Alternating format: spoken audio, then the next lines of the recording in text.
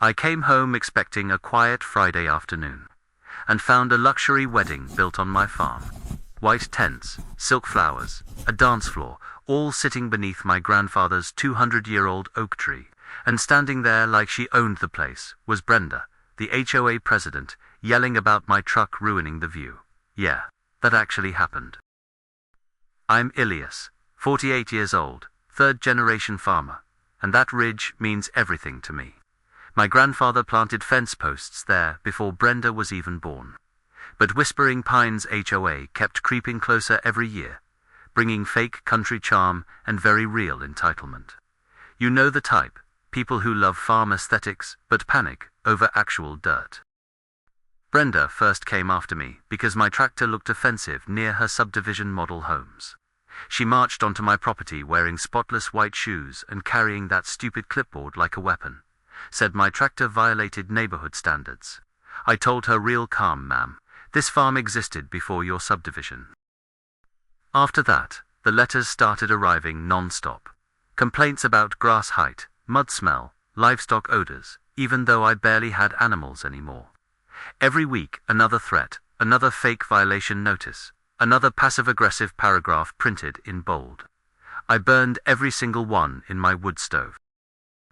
Then came the wedding stunt. Brenda claimed my ridge supposedly belonged to some historic scenic easement the HOA could access whenever they wanted. Complete nonsense. But she timed it perfectly on a Friday afternoon. County offices were closed.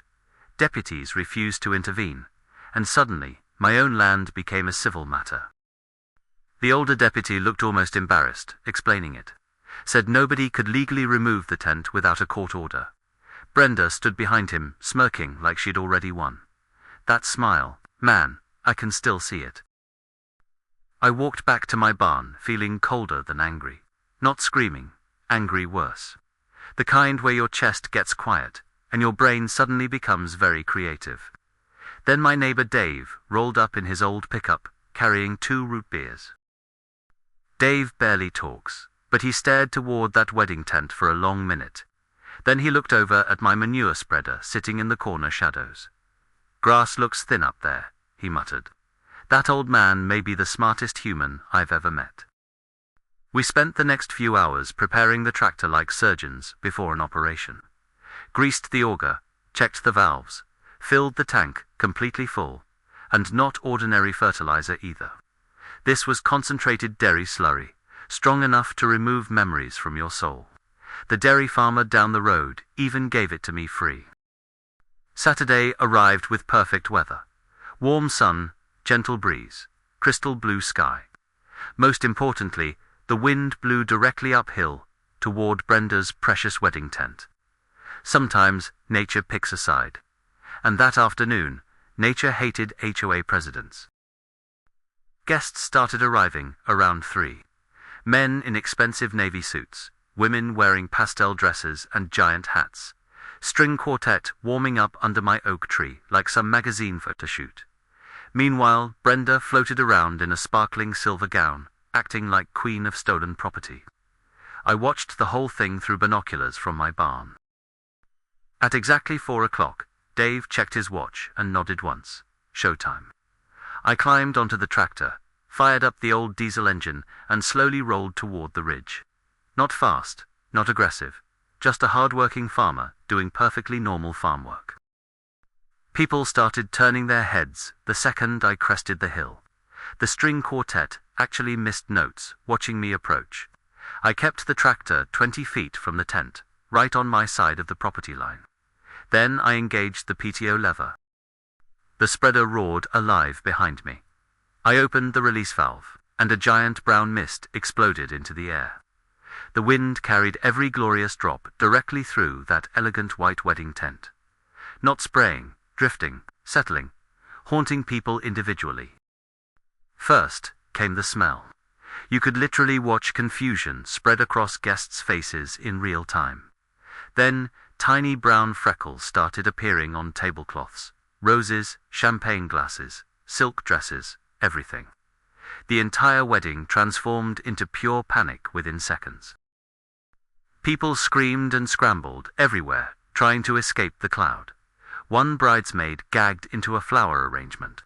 The cellist abandoned his instrument completely, and through all that chaos, I just kept driving steady as sunrise. Then Brenda charged, toward me across the pasture in those ridiculous wedge heels.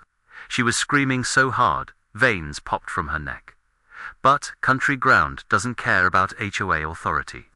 Her heel caught a gopher hole, and she launched forward like a cartoon character. I swear, time slowed down. Silver dress flying, arms windmilling wildly, face twisted with absolute fury. Then splat. She face-planted directly into freshly fertilized grass, and slid through the mud like a human mop. Honestly, even Dave laughed at that part. Within 20 minutes, the entire wedding collapsed. Guests ran downhill, holding their noses, while luxury cars peeled out of the subdivision. The rental crew returned, wearing industrial masks, just to dismantle the contaminated tent. That hill looked like a disaster movie set by sunset. Funny thing is, nobody sued me. Turns out farmers are legally allowed to fertilize farmland during farming season using standard agricultural equipment. The law protected Brenda's tent from me touching it directly, but it also protected my right to work my own land. I heard the cleaning bill alone cost her thousands. The wedding got moved into some cramped community center 3 days later, and Brenda suddenly disappeared from public life, with what neighbors called a stomach bug. Sure, let's call it that. A week later, I walked back up to the ridge before sunrise, carrying black coffee. Rain had washed away the smell, the grass looked greener than ever, and my grandfather's oak tree stood there quiet again. No tents, no HOA signs, no clipboard, just peace. Finally. But sometimes, I still wonder something. If the deputies had forced Brenda off my land immediately, maybe none of this would have happened. Maybe the real problem wasn't the HOA. Maybe it was a system teaching entitled people they can steal first and apologize later. So, tell me honestly, was I defending my property, or did I go too far?